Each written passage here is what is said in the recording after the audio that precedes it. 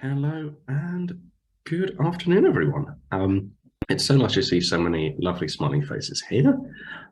Today, we are going to be talking about why the extracurricular activities you might have been doing outside of the classroom are not as big a deal as perhaps you had hoped, and what alternative strategies you can employ to improve your chance of getting that university place that you're after.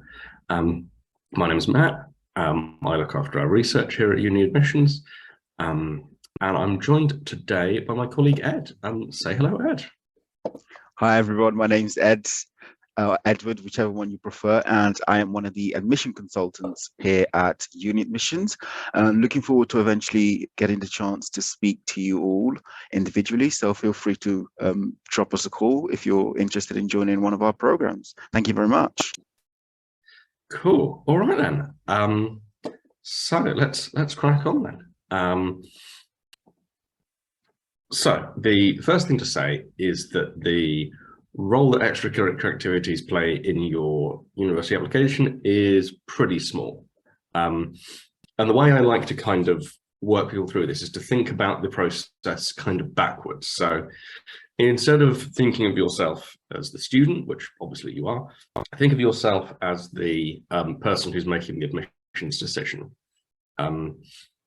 Think about what they care about. You know, what they care about is getting the most capable, the most engaged, the most talented students into the course. And so the things that they care about are going to be pretty narrowly focused on the subject. So, you know, if you're applying to study engineering, do they really care that you were in the school play? Like, it's nice, I'm sure you enjoyed it, but it's not it doesn't tell them anything about your engineering ability. It tells them maybe something about your acting ability, although probably not. So it doesn't give them the information they need to make that decision. You also want to think about whether the information you're giving is something that can be used to make a sensible comparison. So if you have had some kind of extracurricular activity that is pretty unusual, that was very expensive, you know, if you are, I don't know, one of the world's great under 20 yachtsmen, you're really good at yachting. Now, a lot of people aren't going to have had the opportunity to become very good at yachting because yachts are expensive. And so while, again, that's interesting, it doesn't tell them anything about whether you would be better or worse at studying the subject, because you're probably not going to be studying yachting. What you want to be doing is putting forward pieces of information, things about yourself, about your experiences, that are going to make them think about you differently, think about you as more talented, more passionate about the subject, rather than things that are, you know, nice, but not particularly related to the topic at hand. And this isn't just coming from me. Hopefully, we're going to have a video clip which is going to say much the same thing. This is Dr. Philip Knox, and this is a clip of him taken from the Cambridge Open Day a couple of years ago, talking about extracurricular activities. Hopefully the video will work. It does not always. I suppose if you are extremely interested and excited by things that are not related to the subject of English, like sport or music or something like that, that's great. But we're probably not that interested actually in that element of your well-rounded self. I hope that came through okay. That's always a bit of a risk, that one.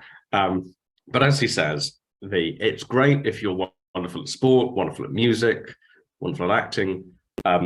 But if it's not related to the subject, he's talking here about English, but it goes for every subject. If it's not subject relevant, then it isn't relevant to the application. So as he says, why doesn't it matter? Is the extracurricular activity you're talking about, is it showing your academic ability? Is it showing off that? If not, again, not super interesting.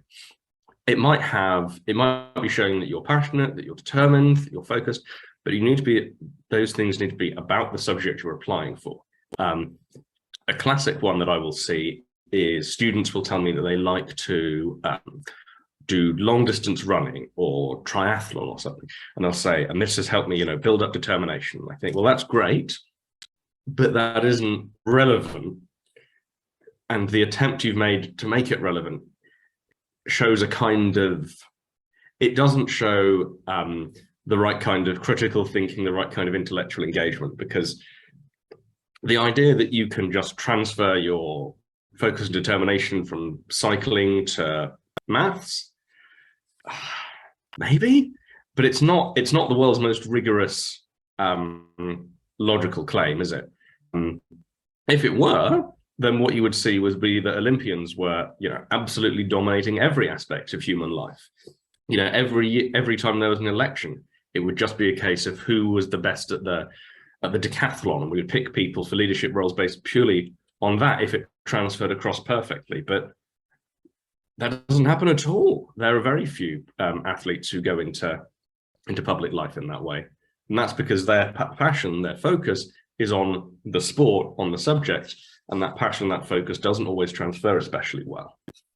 As we mentioned before, if you've been doing something that others didn't have the opportunity to do, that's ultimately less valuable, something like becoming a champion yachts person.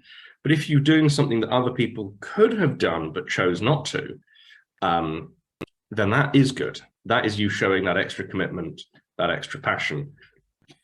But if it's something that only you have the opportunity to do because of your father's yacht, that just isn't going to be as helpful. And again, that I sort of repeated that point here. The opportunities you want to be taking advantage of, you want them to be opportunities that were widely available in order for them to have a real impact. So again, if you've got a fantastic Duke of Edinburgh award, you're really good at that. Does that make you a better economics applicant? You need to draw that link together so that I can actually see why it's the case. And if it's not the case, if you're kind of stretching it, if you feel like you've put lots of work and time into this extracurricular activity, and so you want to put it in the personal statement just because you've done it and it would feel like a waste not to include it, that's a really bad sign. If you can't make that link, then don't put it in there. If the opportunity you've had is one that you've had because of family circumstances, if you've had loads of great work experience in hospitals, but it's because everyone in your family is a doctor, that impresses me a lot less than someone who has similar work experience coming from a background where they've had less advantage in that kind of setting, where they've had different opportunities. Now, there is a big contrast here to draw, however, which is with America. This isn't how things work in America at all. And so if you're applying both to universities in the UK and in the US, this is really the biggest difference. In the US, they really care about this stuff that shows that you're a well-rounded, interesting person. If you are a talented sports person, then you have a really significant chance of getting into some of the top universities. I can't remember the numbers off the top of my head, but there is a huge advantage, particularly when applying to Harvard, associated with being, really good at fencing or lacrosse or some other fancy sport. The two admission systems here and in America, completely unrelated. None of that stuff will translate across. And so if you are applying for both, just take all of that stuff out when you come to apply to the UK. Now, if you are interested in this as a kind of abstract subject, I would also take a look at the case that's coming before the Supreme Court later this year, Students for Fair Admissions versus Harvard. And what you'll find is that there are lots of dodgy things going on within the context of this US admission system. And so it's worth saying that the way things are done in the UK, based purely on academic ability, isn't just different, but I think can be quite straightforwardly demonstrated to be better and fairer. If you're interested in the subject and the contrast, I recommend taking a look into it, as some of the evidence is very, very interesting and entertaining. But but no, always also quite saddening. If you're unfamiliar with this one, Ed, I'll fill you in later as well, as there's some shocking stuff in there. I'm very intrigued, so please do. Oh yeah, it's some infamous stuff. I think most famously, sorry, I'm going off the topic a little bit here. They part of the Harvard admissions process involved assigning a score to candidates to represent their, I think it was character they called it, and it was to do with all the passion and determination and all these things.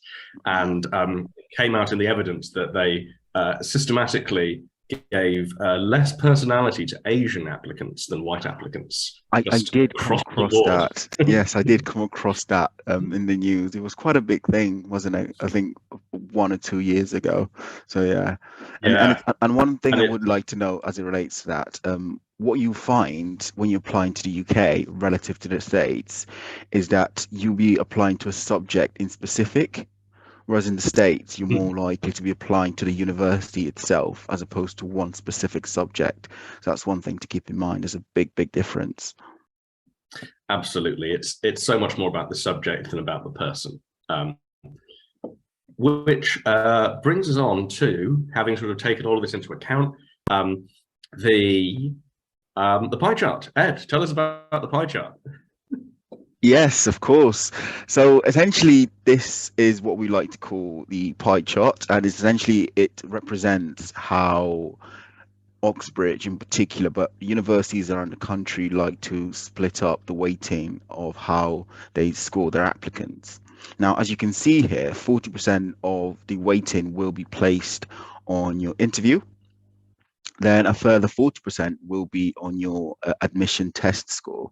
So whether that's the LNAT, the TSA, or whichever one is specific to the subject which you'll be applying to, 40% of the weighting will be placed on your score. And then the remaining 20% will be split between your A-level predictions and everything else. So your GCSEs, your personal statement, and the remaining sections of your UCAS form. So that hopefully that's helpful for you guys to keep in mind. Thanks, Ed. As you'll see here, a lot of what you are thinking about in terms of your application, that chunk of the scoring is something you still have control over, which I think is really important to bear in mind. You haven't done the admissions test yet. You haven't, you haven't sent in your personal statement. You haven't done the interview. The A-level predictions, they're only predictions. And so if you score better than predicted, then no one cares about the predictions after that. The predictions are, like I say, just predictions. Let's think about what kind of alternatives there are. We've talked about the things that aren't going to help you in terms of your application, your Duke of Edinburgh's, your grade 5 pianos, those sorts of things. But what will help? Now, the first most obvious area here is medicine. If you're applying to study medicine, having work experience is hugely valuable. But of course, with the way things have been the last couple of years, that work experience has become much, much harder to get hold of. And so while it's still important, it's less important than it would have been under normal circumstances. But what I would say is, it's easy to think that medicine work experience needs to be in a hospital, needs to be in a GP surgery, needs to be really hands-on with you sitting next to an actual doctor the whole time. The thing to bear in mind here is that there's actually a lot more to medicine and care in general than that. And so even if your work experience is working in care, working in, say, a food bank setting, working with vulnerable people, all those things count, and maybe even more valuable than something slightly fancier, like, I don't know, some kind of research internship. And the reason for that is you might not like it. Every year, hundreds of students arrive at medical school and discover that they faint at the sight of blood, or that medicine is gross and they don't like it. Going and having some work experience that will place you in those situations early is really helpful. A lot of medicine is gross. People who need medical attention, they're not well, and that normally manifests itself in some way or another that is a bit disgusting. Being a doctor isn't an especially clean job, And so if those are going to be problems for you, if you don't want to be dealing with old people with like gross problems, medicine might not be for you. And so sampling that early on, discovering that although you thought you wanted to be a doctor, what you actually want to be is a research scientist is really helpful, and is something that work experience will give you.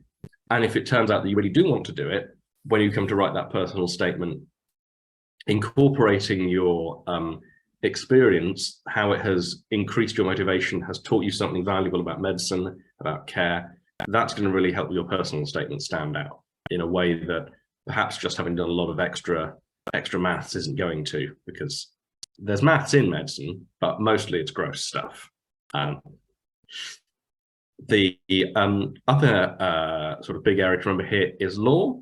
If you're looking in the long run to become a barrister, then work experience is really valuable and is really helpful in your personal statement again. You know, for courses that aren't vocational in direction, things like English or maths or history, really almost everything apart from law, medicine, and veterinary medicine, that work experience is less important, and so isn't something you need to worry so much about. So if you are applying for economics and you haven't been able to get, you know, work experience at Morgan Stanley, I wouldn't worry too much about it. It's a pity, it would have been helpful, but at the same time, it's not as important as it would be for medicine or for law. The other thing to think about here in terms of work experience and experience outside of the classroom beyond the personal statement is that a lot of degrees don't necessarily lead into an obvious job. Lots of people go into lots of different fields after studying traditional academic subjects. You know, lots of people become accountants after having studied history. There's hardly any maths involved in accounting, it turns out. Hardly any. And so the breadth of things available to you after you've graduated is probably bigger than you think. So making sure that you've done that little bit of research, that you've looked around, that you've tried different things out, is really valuable in terms of figuring out what kind of career you want to have. And finally, you know, to put the little scary bit on the end of this is also all about regret. People do choose the wrong degrees, they choose the wrong jobs. I've done it myself plenty of times. I have been sacked so many times. Like 8, I think, maybe more. It's really valuable early on in your career, figuring out what you want to do, and more importantly, what you don't want to do. A lot of jobs aren't what you think they are. There are a lot more different things out there than you might think exist. And so going out and trying them early on is really helpful, and that's kind of the value of work experience. We've sort of wandered off topic a little bit, so let's get back on. Let's pick out some extracurriculars, or supercurriculars, as some people call them, that are really going to work for you. You want to start with thinking what you really care about. If you're good enough to go to Oxford or Cambridge, your enthusiasm for the subject should be much bigger than what you're doing at school. You should be pressing. I thought this is a good moment for a little bit of visual humor. Be pressing at the walls.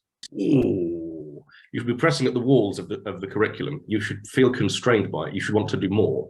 And so you want to put across in your personal statement the things you're doing outside of the classroom, the things you're doing that go beyond the curriculum, that are more detailed, more advanced, that you're really showing off your passion. And I've got some examples. So, you know, if you are applying for English, if you want to go into something like journalism or history, anything that is in a kind of an essay writing subject, you know, pitch yourself to publications. There is always demand for people to talk about, for young people to talk about their experiences, their ideas, because older people love reading about what young people think. We used to be young, and we're fascinated by young people because they're so strange and different, and we want to be young again. It's not going to happen. And so we love reading what young people have to say. You know, if you have an interesting take on something, write into, you know, pitch it to the Guardian, to the Times, to the Telegraph. You know, pitch it to whatever. Look at the news outlets, the comment outlets you read. Put it out there. There's a chance you'll get in. That's a really great opportunity for you to have something concrete on your personal statement that shows that you are not constrained by the curriculum, that you have gone above and beyond, that you're reaching out into kind of the full adult world of work, of serious projects, rather than just being doing kind of small little things for the school newspaper. You know, why not try going as far as the real ones? You know, if you're applying for computer science, what are you doing with your computer, with your coding? That is interesting and new and different. Are you doing something to do with crypto? Probably. I think all the young people are doing something to do with crypto now. Maybe you're against crypto. Maybe you have some kind of thoughtful critique of that set of ideas about the environmental impact of the way that Bitcoin mining works. You know, put together something there that you can present, whether it's just a little bit of code on GitHub, whether it is some set of ideas and arguments. Show that you're doing something more than is just what the school is asking of you. You know, if you're interested in engineering, you know, try and build something, and, you know, build a radio from scratch, or you know, do something with a drone or something. You know, find some space in a garage, in a bedroom. Don't wait until you can get like an internship to go and try out this stuff. You know, play around with it, try something out, build something for yourself and see what it's like. You know, it's going to be so much more interesting to read about in your personal statement that you have, I don't know, built some kind of interesting drone which you use to, I don't know, assess the best place to put solar panels on roofs, that you've done something that you can talk about that's beyond the curriculum, rather than just thinking about it if you're actually doing something. If I could just step in there, Yeah. Matt, as well. One thing I think is very, very sort of important for us to remember is that at this early stage, it doesn't have to be perfect. It really doesn't. The fact that you've attempted will put you in a good spot. It will give you something to talk about in your personal statement and that interview. And that is key. The fact that you've even tried to, you know, put yourself out of your comfort zone could be so, so invaluable. I cannot stress that enough. So yeah, I just wanted to make that point. Absolutely. I'd spot on. If it's something that you're doing at the very beginning, if you are 17 years old, if you're just trying something, it shouldn't work the first time. It should go wrong. If it's not going wrong, you're trying something that's too easy. You want to be pushing yourself, making mistakes, having things fail, because that's a much more interesting conversation, because you can then go through that conversation in the interview, and you can talk about in your personal statement, the problem solving, the risks you've taken, figuring out what went wrong, what can be improved upon. That is the kind of mindset that you want for career and academic success. You wouldn't expect things to go perfectly the first time, and if they do, that's a little bit suspicious. It suggests you haven't pushed yourself enough. So as we've said, you know, you want to take risks. You want to show that you are being passionate about the subject. Don't be afraid to be a bit weird. People at Oxbridge, they're all weird. Even the cool ones, are weird. So don't be worried about that. You want to be broadening your horizons, figuring out what you're interested in, and, you know, taking risks and making mistakes. You know, ultimately what you want to do is you want to get yourself to a point in your career where you found something that you really enjoy doing, that other people don't enjoy doing, and they're prepared to pay you a lot of money to do. That's what you want. And that means finding out what you love, finding out what you hate, and also taking a few risks along the way. So this has all been a little bit high level and abstract today, which is why Ed is going to bring us back down to earth from my solar panel drone idea, to talk about the support that we offer here at UniAdmissions for students who are applying to Oxford and Cambridge and medicine and beyond. Ed, take it away. Yes, thank you very much, Matt. So the way we sort of structured our programs is we like to take a very much a overarching / comprehensive approach to helping our students. So we typically have what we call the 4 pillars. Now, the first pillar is that depending on the program which you choose, you will have a certain amount of hours to to interact with on a one-to-one basis with your tutor. Now, your tutor will have scored at the top 10% nationally in his entrance exam. So they will be in the perfect position to give you all the advice, all the support, and all the help which you're going to need to ace your exam and ace your interview. So that's the first pillar. The second pillar is that you're going to have access to a whole range of resources, books, past papers, and everything that you're going to need in preparation for your exam and your interview. And essentially all of those resources are going to come hand in hand with the work which you'll be doing with your tutor. That's pillar number 2. Pillar number 3 is that you will be expected to attend enrichment seminars every Sunday at 2 p.m. And these are essentially a way to sort of delve into a little bit more deeply, into a deeper depth, shall I say, of what university is all about in terms of your degree, which you're interested in. And this is sort of like a perfect way to develop an understanding and develop the depth of knowledge which you can draw upon come interview season. And the final pillar is that once you've done all of those things, there will be you'll be expected to attend the intensive courses. Now, there's going to be an intensive course for each one of the application hurdles. So we have intensive courses for the personal statement, intensive courses for your entrance exam, and intensive courses for your interview. And this is sort of like a, shall we say, a final push to sort of emphasize and give you the confidence to really walk into the real thing with the knowledge that you've done everything in your power to be successful. And we've seen that taking this approach, taking a very much a comprehensive approach to helping our students has bared significant level of success. In fact, just last year, 2/3 of the students we worked with were successful in their application. So I think sort of the statistics speak for themselves. Back to you, Matt. Thanks, Ed. As Ed says, it does all seem to work, which we're really proud of. We're hoping to get our 500th off later this year. And our success rates compare really favorably with some of even the most expensive schools. We don't quite have the snazzy outfits of Eton, but we are, I think, comparable value for money. Although I do feel bad about the outfits, I think that would be fun. If you've enjoyed this presentation, and I hope you have, if you haven't, you didn't have to stay, you could have gone. Please do leave a nice review, particularly mentioning how charming and handsome I am on a Trustpilot. You can mention how charming and handsome Ed is as well if you like. And if you do, I will put your review in all of these presentations going forward.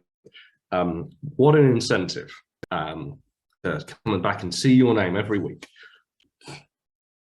You can also tune in to our podcast, which is presented by Rohan, our founder, and my colleague Will.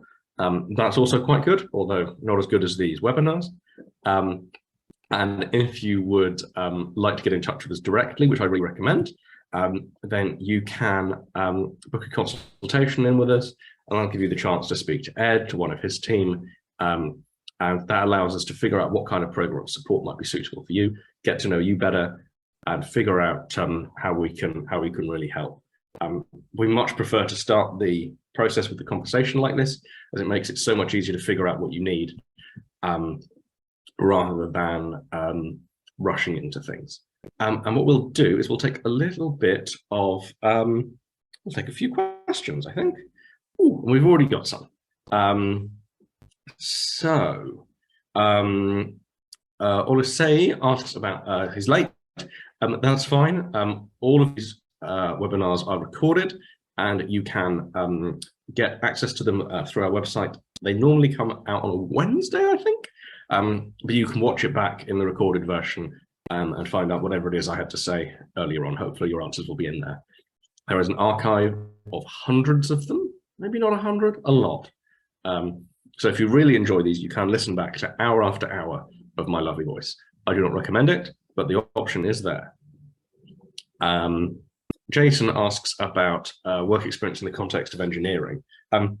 So once you're at university studying engineering, it is a pretty hands-on process. I know that one of the early projects that they do at Cambridge is to build a radio from scratch. And so having had that kind of hands-on experience is really helpful, because that's the stuff you're going to be working on. You know, the difference, one of the main differences between engineering and physics or maths is you're not just looking at these things in the abstract. You are going out there and figuring out how to actually do it in the real world under the constraints of gravity and friction and wind.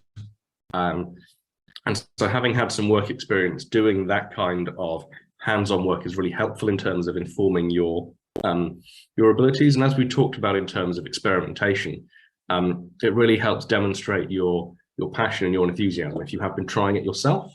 You know, we're not expecting things to work beautifully the first time, but you know, if you start your personal statement off with the story of how you crashed your first 5 drones, that sounds like a fun opening to me. I think I'll be interested in reading on from there, because the process of trial and error, figuring out what you're doing, all of those things are going to show you that show your capability.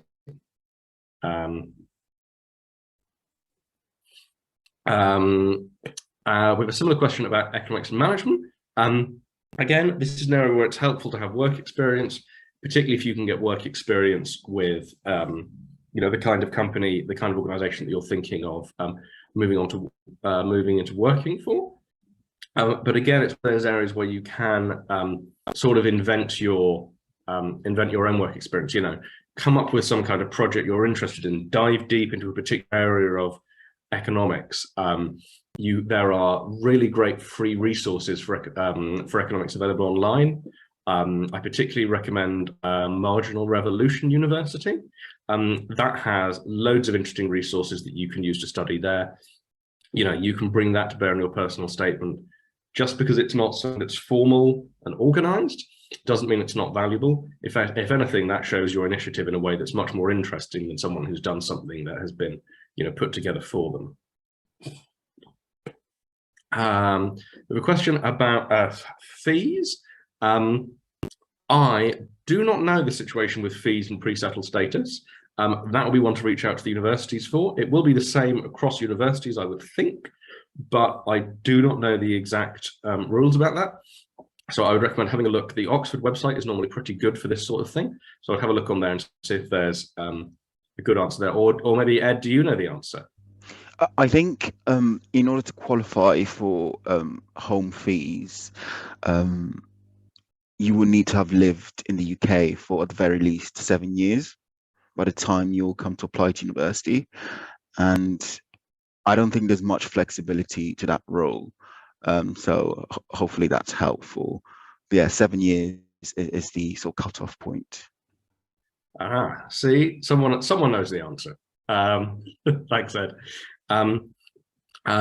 Sarah asks about virtual work experience. Again, that's perfectly valid. A lot of things have been virtual over the past several months. So if you can get hold of a virtual work experience, something that seems interesting to you, then absolutely go for it.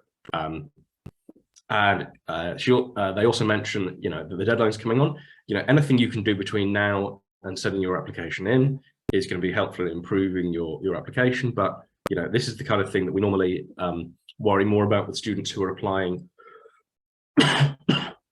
who are starting with us a year in advance. So while it's not too late, this is the kind of thing that ideally you want to be working on, you know, further in advance rather than worrying about it in the last, 8 weeks or whatever it is until the deadline. Sapna asks about work experience for PPE application. You know, we talked a little bit about economics, so that covers the E. It's quite difficult to get work experience as a philosopher. There aren't very many professional philosophers. It's not a growing industry, unfortunately. But in terms of politics, there is no shortage of stuff you can do. You know, speak to your local representative wherever you are. Find out if you can go and spend time in their office, even if it's just, you know, reading and answering letters, responding to queries. Having some hands-on experience in politics is really valuable, or going and doing something that's at the other end of the scale, something like a food bank, something like citizens' advice, something where you can see the impact that politics is having. You know, you don't need to get an internship with the Prime Minister to learn about politics. You can go and learn about it from the experiences of ordinary people as well. I think we will call it a day there. We've run a little short today, but I think that's fine. Well, thank you very much for joining me, Ed. And we'll see you all next week to talk about the Cambridge SAQ, which will be fun. I don't know if you're joining me, Ed. Maybe it's someone else. I think lovely to see you. Yeah, I think I will be joining you, Matt, as much as you would prefer not to, but I will be here. Oh, fine. Well, I'll look forward to that then, and have a lovely weekend, everyone. Ta-ra. Bye.